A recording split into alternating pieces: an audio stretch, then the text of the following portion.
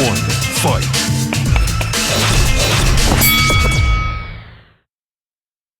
안녕하세요. 박종훈 플러스 시간이 돌아왔습니다. 이 많은 분들이 최근에 장기 투자에 대해서 관심을 가지면서 한 10년 강세장 온다니까 이럴 때 장기 투자를 한 10년쯤 하면 어떨까 이런 궁금함 갖고 계신 분들도 많을 거고요. 최근 들어서 열풍이 또 30년 투자잖아요. 지금 주식을 사서 30년 놔두면 나중 가면 엄청나게 올라 있더라 이런 얘기들이 있는데 과연 과거 데이터를 볼 때 이 얘기가 맞는 얘기인지 아닌지 진짜 엄밀하게 좀 검증을 해야 되지 않겠습니까? 그래서 오늘은요, 일단 미국 데이터를 중심으로 과연 10년 투자 또는 30년 투자가 어떤 효과를 갖고 왔었는지 그 얘기를 좀 해볼까 합니다. 한국은 조금 다른데 그 얘기는 나중에 또 시간을 마련해서 할까 하고요. 자, 미국 중심으로 얘기를 하면 일단 지난 90년 동안 13번의 강세장을 보면 이 흥미로운 패턴이 나타나는데 이 강세장은 한 5년에서 한 10년 정도 지속이 됐어요. 물론 가장 길었던 강세장이 최근에 있었죠. 무려 11년이 지속됐던 엄청난 강세장, 바로 2009년에 시작돼서 2020년 2월 코로나19 위기가 올 때까지 진행됐던 11년 강세장이 가장 최근에 있었기 때문에 정말 꾸준하게 주가가 오르는 모습을 봤었죠. 자, 캔 피셔 같은 이 투자의 대가들은요, 이 강세장에 대해서 이렇게 얘기를 합니다. 한번 강세장이 시작되면 꾸준하게 주가가 오랫동안 지속적으로 오르는 경향이 있기 때문에 중간에 좀 조정이 오더라도 계속해서 보유하는 편이 낫다고 얘기를 하죠.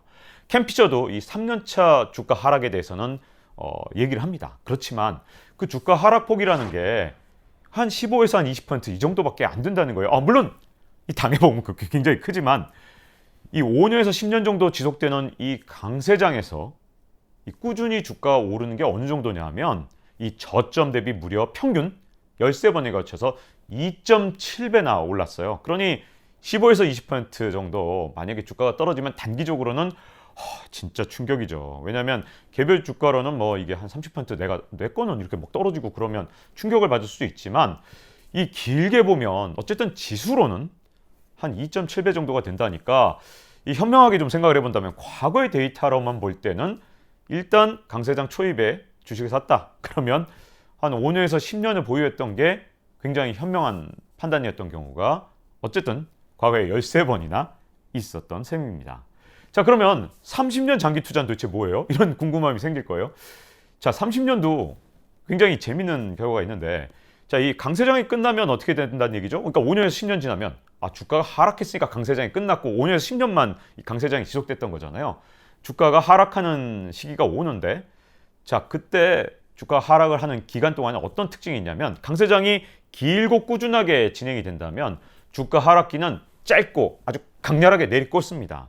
그래서 짧게는 한 6개월 정도 진행되기도 하고요. 좀 길게는 한 18개월 정도 진행되는데 대공황만 좀 달랐어요. 대공황은 한 3년 진행됐기 때문에 아주 큰 충격을 받았겠죠. 왜냐하면 3년 동안 주가가 10분의 1 토막이 나버렸으니까 아마 그때 주식 투자했던 분들은 이 지수만 10분의 1 토막이니 개별 주식이야 또 얼마나 타격이 컸겠어요. 근데 이 대공황이라는 아주 특수한 걸 제외하면 대체로 하락장은 6에서 18개월 동안 이 하락폭은 한 33% 정도 진행이 됩니다. 그러면 자, 이 현명하게 생각해 보면 상승을 했다 하면 상승장에서 평균 13번 동안 2.7배가 올랐고 그다음 하락했다 하면 평균 한 3분의 1 정도 하락을 했다 그러면 이걸 뭐하러 샀다 팔았다 하지? 그냥 하락장도 그냥 견디면 되잖아. 그리고 나서 한 30년 보유하면 이게 언젠가 주가가 항상 더 올라 있겠네? 이런 판단이 들 수밖에 없겠죠. 그러다 보니까 30년 주식 보유하는 게 더 현명하다. 이런 얘기들이 나오는 거고요. 물론 우리가 전지전능해서 주가 하락이 이제부터 시작될 거야. 뭐 내일부터 주가 하락이 시작될 것 같네. 그리고 바닥은 이번에 한 40% 떨어질 것 같아. 이걸 미리 다 맞출 수 있다면 당연히 뭐 이 흐름을 다 타고 샀다 팔았다 하는 게 현명하겠지만 이걸 할 수 있는 사람은 아무도 없거든요. 워렌 버핏도 다음 주 주가 난 모른다 계속 얘기를 하잖아요. 그걸 잘 모르니까 장기 투자를 한 사람들이 굉장히 많았고 그런 분들이 또 장기적으로 이 성공을 많이 거두다 보니까 이제 많은 분들한테 일단 주식 갔다 하면 한 30년은 보유해야지. 그리고 지수 투자라면 더욱더 30년 보유한다면 언제나 승리한다. 이런 지금까지의 경험에 의한 이 여러 가지 법칙들이 생기게 된 겁니다. 자, 그래서 이렇게 30년 보유하면 참 좋겠는데 이게 문제는요. 예외가 한 2개 있습니다. 첫 번째는 이게 미국 얘기라는 거예요. 미국을 제외한 다른 나라도 똑같냐? 이게 좀 그렇지가 않기 때문에 주의해야 되는데 당장 유럽이나 일본 같은 경우에 이 법칙이 적용되지 않습니다. 왜냐하면 뭐 일본은 우리가 다 잘 알잖아요.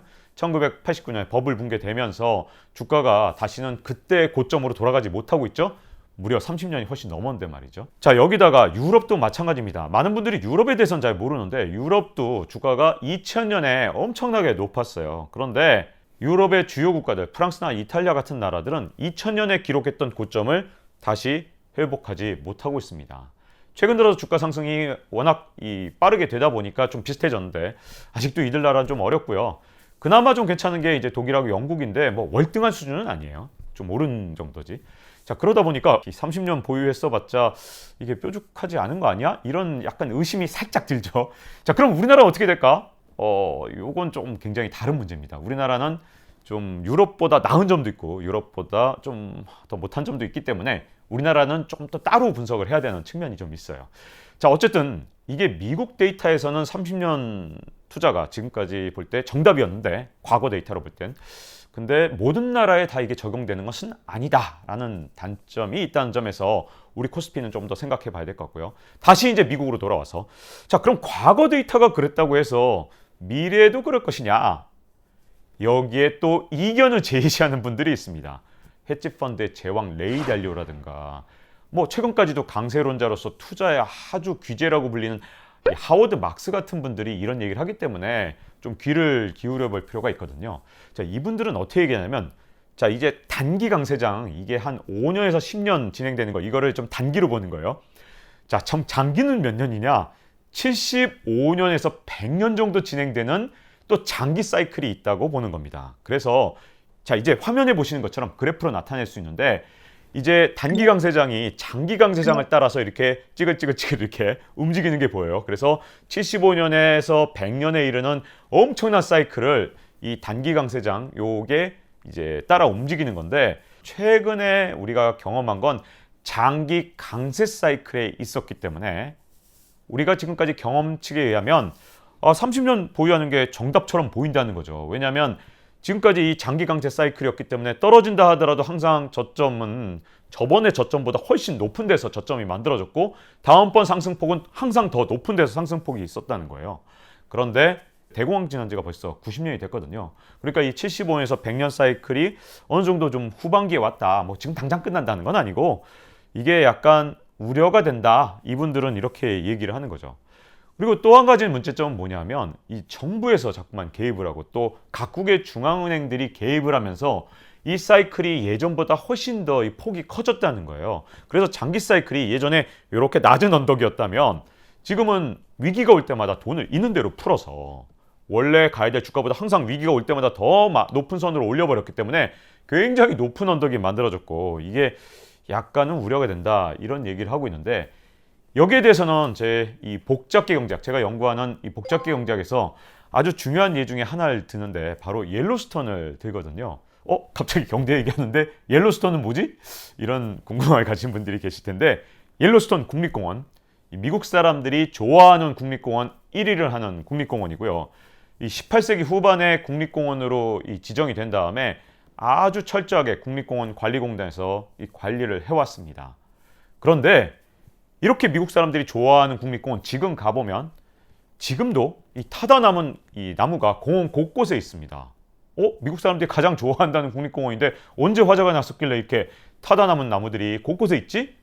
이렇게 생각이 드실 텐데 이 화재가 뭐 몇 년 전이 아니고요. 몇십 년 전, 40여 년 전에 났던 화재예요. 1988년 6월에 일어났던 화재인데 옐로스톤 대화재죠. 이 사건이 뭐냐면 평범하게 내리친 이 벼락 하나가 그만 공원 전체로 퍼지면서 삽시간에 번졌거든요. 그러면서 공원 전체의 3분의 1을 태웠는데요. 옐로스톤 국립공원의 면적이 충청남도 면적만큼 굉장히 넓기 때문에 3분의 1이라는 건 진짜 엄청난 겁니다. 이 옐로스톤 국립공원 화재가 난 다음에 국립공원관리공단이 그 원인을 좀 조사해 보니까 놀라운 사실을 알게 됐어요. 바로 뭐였냐면 이 국립공원으로 지정한 다음에 끊임없이 불을 껐더니 그만 불에 타기 쉬운 마른 나뭇가지가 늘어났고 생태계 자체도 이 관목지대로 바뀌면서 훨씬 더 불에 타기 쉬운 그런 생태계 자체로 바뀌었다는 걸 알게 된 겁니다. 그럴 때 내리친 바로 벼락 하나. 이 벼락 하나가 그만 공원 전체로 삽시간에 번지면서 공원 전체를 괴멸적인 화재로 몰고 갔기 때문에 그 뒤에 국립공원관리공단에선 원칙을 세웠다고 해요. 그래서 이 자연적으로 발화한 산불을 이렇게 너무 무리하게 끄진 말자. 물론 뭐 엄청난 산불로 바뀌면 또 끄겠지만 적당한 화재까지 막 이렇게 자꾸만 진압을 하면 생태계 전체를 교란할 수 있기 때문에 인위적으로 개입하는 건 어느 정도 좀 억제를 해야겠다, 이렇게 결정을 내렸고요. 그 뒤로 이렇게 88년 대화재 이후에 곳곳에 이 타다 남은 나무가 많으니까 천미관광협회에서 아니 관광객들이 많이 안 와요, 여기 좀 조림 사업도 좀 하고 나무도 좀 심읍시다, 이렇게 이 제안을 했음에도 불구하고 자꾸만 인위적인 개입을 했더니 우리가 모르는 자꾸만 이상한 사태가 일어나니까 이제 앞으로는 개입을 좀 최소화할 거야 라고 해서 지금도 이렇게 타다 남은 나무들 그대로 놔두고 있고요. 어떻게 보면 이 자연의 무서움을 깨닫게 됐다고 할 수 있죠. 자, 이게 바로 임계 상태라는 겁니다. 뭐냐 하면 이 불에 타기 쉬운 이 마른 나무까지 그리고 관목들이 늘어난 상태, 이게 바로 임계 상태에 있다고 하거든요. 어떤 극심한 변화가 일어나기 전에 정체돼 있지만 아주 작은 딱 불씨만 쥐어져도 이렇게 대화재가 나기 직전의 상태를 임계 상태라고 할 수 있는데요. 자, 이게 경제 쪽에서도 걱정이 되는 겁니다. 왜냐하면 위기가 올 때마다 돈을 풀어서 막긴 막았는데 위기 이전으로 돌려서 좀 이 금융 상태를 좀 건전하게 만들어 놓지 못하고 위기가 올 때마다 더 금리를 낮추고 위기가 올 때마다 돈을 더 풀고 예전으로 돌아가지 못하는 거예요. 그래서 지금 마치 옐로스톤처럼 금융 쪽도 조금만 불 붙어도 활활 타오르는 상태, 이렇게 돼가고 있다는 우려가 곳곳에서 나오기 시작하고 있습니다.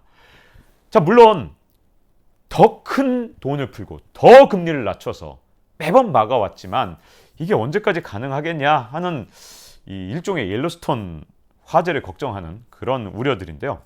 자, 그 우려의 근본적인 원인은요, 미국 경제의 체질이 크게 바뀌어가는 데서 있습니다. 자, 미국 경제 성장률, 제가 그래프를 한번 보여드릴게요. 자, 이 그래프를 한번 보시면요, 미국 경제 성장률이 뭔가 미국 경제가 지금 좋다고 하니까 성장률이 점점 올라갔을 것 같죠. 근데 이 그래프를 보면 아마 많은 분들이 실망하실 거예요. 미국 경제의 성장률은 오히려 1940년대부터 60년대까지 굉장히 높았습니다. 지금도 얘기하죠. 미국 경제의 최고의 황금기는 1960년대였다. 이렇게 얘기를 하는데 이 성장률 보시면 확연하게 드러날 겁니다. 그리고 미국 경제가 진짜 고통받았다는 1970년대조차도요. 지금보다는 성장률이 훨씬 높아요. 그때만 해도 그래도 연평균 한 3%대는 성장을 했었거든요. 그런데 이게 성장률이 뚝뚝 떨어지면서 70년대부터 90년대까지는 이제 한 3% 선으로 주저앉았고 이게 2000년대 들어서는 성장률이 그만 2% 안팎으로 연평균 성장률이 크게 내려왔습니다. 그런데 주가는 어떻게 됐죠? 우리가 잘 알다시피 2009년부터 2020년까지 주가 상승률 진짜 엄청났습니다. 미국 경제로서도 정말 기록적인 이 주식시장의 호황이 있었죠. 이거 어떻게 된 거죠? 이거 실물 경제에 반영한 거 맞나요? 라는 의문이 드실 겁니다. 자, 바로 이 미국 주가를 이렇게 끌어올렸던 마법 어디 있었냐?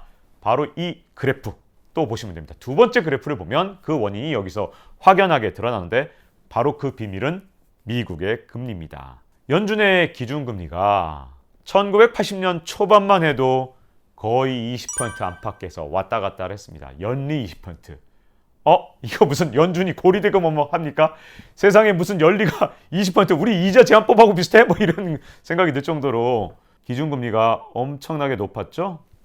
그러다가 자, 그 뒤로 경제 위기가 옵니다. 1987년 블랙 먼데이 사태, 그리고 98년에 LTCM 롱텀 캐피탈 매니지먼트라고 불리는 이 금융회사의 위기, 그리고 2000년 닷컴 버블 붕괴, 2008년 글로벌 금융위기, 2020년 코로나19 위기까지 위기가 올 때마다 금리를 툭툭 낮춘 겁니다. 그러다 보니 40년 동안 금리가 쭉 내려왔어요. 진짜 무슨 미끄럼틀 쭉 타는 것 같죠? 지금 이렇게 금리가 계속 낮아졌는데 이것만으로도 안 되다 보니 2008년에는 금리를 제로 금리에 했는데도 경제가 살아나질 않는다. 방법이 없다. 양적 완화 도입하자. 이렇게 된 거잖아요. 그리고 2020년에는 아예 뭐 그냥 처음부터 제로 금리하고 양적 완화 동시에 3월 달에 그냥 쫙쫙 써버렸습니다.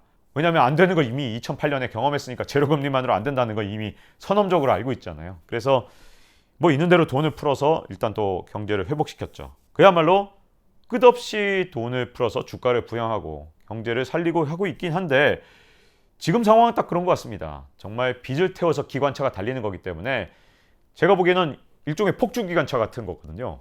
이거 멈추면 큰일 나요. 계속 연료를 주입해서 달리게 해야지.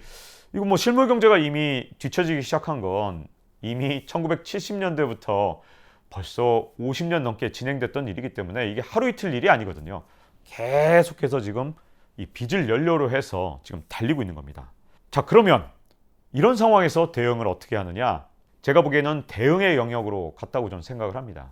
시그널을 보고 그 시그널에 대응을 해야지 너무 빨리 선제적으로 움직이는 것도 그렇게 현명하진 않거든요. 대표적인 사례가 바로 레이 달리오와 하워드 막스에서 갈립니다. 레이 달리오와 하워드 막스가 똑같이 이렇게 장기 사이클, 단기 사이클을 나눠서 보는 점은 똑같아요. 근데 레이 달리오 같은 경우는 좀 선제적으로 대응을 한 것 같아요. 그래서 2020년 상반기부터 계속해서 야, 이거 장기 사이클이 위험하다라고 얘기를 하면서 좀 선제적으로 대응을 했고 위험 관리를 너무 철저히 하다 보니까 이 헤지 펀드 중에서 이 굉장히 낮은 수익률을 기록했습니다. 그랬더니 돈을 맡겼던 쪽에서 다 실망을 한 거죠. 딴 쪽에선 다 수익률이 높았는데 왜 이렇게 못하는 거야? 브릿지워터 왜 이래? 이러면서 그동안 믿었던 레이 달리오의 브릿지워터가 아닌데? 그러면서 돈을 빼나가고 많이 타격을 좀 받았거든요. 자, 그런데 똑같이 이렇게 대형 사이클과 소형 사이클이 있다고 생각하는 하워드 막스 같은 경우는 조금 다르게 대응합니다. 장기 사이클이 좀 후반부에 있는 건 맞지만 지금 뭐 그렇다고 끝난다고 말할 수도 없고 그건 좀 두고 봐야 된다. 좀 더 지켜봅시다. 저는 그래서 시장을 예단하고 움직이는 것보다는 신호가 나왔을 때 그때 조금 한 발 늦더라도 아니 반발짝 늦더라도 좀 기민하게 대응하는 편 이쪽이 낫지 않을까. 그래서 시장을 예측하지 말고 대응하라 이런 얘기들이 좀 있잖아요. 그래서 중요한 시그널들이 뭔지 그걸 확인한 다음에 그 시그널이 나왔을 때 기민하게 대응하는 그쪽을 좀 우리가 앞으로 해야 되지 않을까 좀 싶은데요. 그렇다면 그 시그널이 도대체 뭘까요? 가장 대표적인 게 많은 언론과 그리고 전문가들이 관심 갖고 있는 게 바로 국채금리 그리고 또 하나가 인플레이션입니다. 자, 그럼 왜 이렇게 미국의 국채금리하고 인플레이션에 사람들이 관심을 갖고 있느냐? 자, 다시 아까 전에 봤던 그래프 한번 봐보세요. 자, 그래프를 보면 쭉쭉 40년 동안 국채금리가 내려간 걸 확인하실 수 있습니다. 자, 미국의 성장률이 떨어졌는데 문제는 국채금리가 더 빨리 내려왔기 때문에 이 40년 동안 주가가 이렇게 계속해서 지속적인 상승을 할 수 있었던 거거든요. 자, 그 얘기는 바꿔 말하면 이렇게 미국 국채금리의 장기적인 하향 사이클이 혹시 끝나거나 그리고 혹시라도 이 국채금리가 다시 상승하는 사이클이 온다? 이런 경우에는 이 장기적인 강세장 사이클이 끝날 수가 있기 때문에 많은 사람들이 미국 국채에 굉장히 관심을 갖고 있는 거고요. 다만 연준이 이미 확언을 했어요. 걱정하지 말라니까. 우리가 기준금리 먼저 안 올려. 그러니까 자꾸만 먼저 시장이 걱정하지 마. 연준이 자꾸 반복적으로 얘기를 하죠. 자, 그런데 미국의 기준금리라는 건 뭐냐면 초단기 금리입니다. 연준이 아무리 초단기 금리를 올리지 않아도 장기 금리, 예를 들어서 가장 기사에 많이 나오는 10년물 미국 국채 금리, 이거는 자기 멋대로 막 올라버릴 수 있거든요. 그 기폭제가 됐던 게 바로 인플레이션에 대한 우려였죠. 그렇기 때문에 많은 사람들이 인플레이션이 어떻게 될지 초미에 관심을 갖고 있는 겁니다. 자, 인플레이션에 대해서 여러 가지 견해가 엇갈리는데 최근에 신채권왕 제프리 건들락이라는 사람이 조금 무서운 얘기를 했어요. 지난달에 무슨 얘기를 했냐면 넉 달쯤 뒤에 미국의 인플레이션율이 4%까지 갈 수도 있다. 전년 대비. 갈 수도 있다는 얘기긴 해요. 뭐 무조건 간다는 건 아니고. 다만 그 전까지는 금리도 좀 낮아지고 인플레이션에 대한 우려도 좀 완화되면서 좀 괜찮을 거다 시장이. 그런데 넉 달 뒤는 7월 달이겠죠. 7월 달에는 이렇게 인플레이션율이 높아지면서 굉장히 시장의 교란 요인이 될 수 있다 이렇게 경고를 한 겁니다. 자, 이렇게 인플레이션이 오면 이 모든 것들의 어떤 상황이 바뀔 수가 있습니다. 왜 그러냐면 인플레이션율이 높아지게 되면 즉 물가가 오르게 되면 어떻게 돼요? 지금처럼 돈을 막 찍어서 이렇게 시장을 떠받치는 걸 쉽게 하지 못합니다. 자, 그 얘기는 무슨 말이냐면 지금은 주가가 어쩌다 떨어지면 그거 갖고 연준에서 언제든 딱 시장에 이 수호자가 돼서 돈을 또 풀어서 이 주가를 끌어올리는 양적완화든 뭐든 할 수 있다. 연준이 뭐 양적 완화를 추가로 한다든가 아니면 뭐 일드 커브 컨트롤이라 그래서 뭐 여러 가지 용어도 좀 복잡하죠. YCC 뭐 이런 것들 들어보셨을 겁니다. 그런 조치들을 취할 수 있을 것이다라는 그런 안도감 때문에 위험 자산에 이렇게 마음껏 투자를 할 수 있는 상황인데, 이게 인플레이션율이 만약에 한 4%에 이르게 되면 이 상황이 완전히 바뀔 수도 있는 거거든요. 일단 기본적인 가정은 뭐 과거하고 비슷하게 일단 강세장이 시작되면 5년에서 10년 강세장, 이걸 디폴트 값으로 놓을 필요는 있는 것 같아요. 다만 이 시장의 전망 전체를 바꿀 수 있는 지표가 나온다면 그때 대응을 해야 된다고 보는데요. 그 대응 가장 중요한 게 아까 지금 말씀드린 것처럼 미국의 극채금리, 그리고 이걸 자꾸만 영향을 주는 인플레이션율이라고 할 수 있고요. 인플레이션, 이게 정말 중요하기 때문에 조금 더 얘기를 다음 시간에 연이어서 좀 이어갈까 하고요. 여러분의 좋아요 그리고 구독은 힘이 됩니다. Round 1, fight.